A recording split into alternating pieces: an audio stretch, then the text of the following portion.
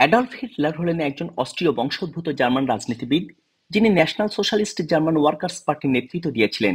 Hitler 1933 থেকে 1945 সাল পর্যন্ত জার্মানির চ্যান্সেলর ছিলেন। হিটলার প্রথম বিশ্বযুদ্ধে সৈনিক হিসেবে যোগ দিয়েছিলেন।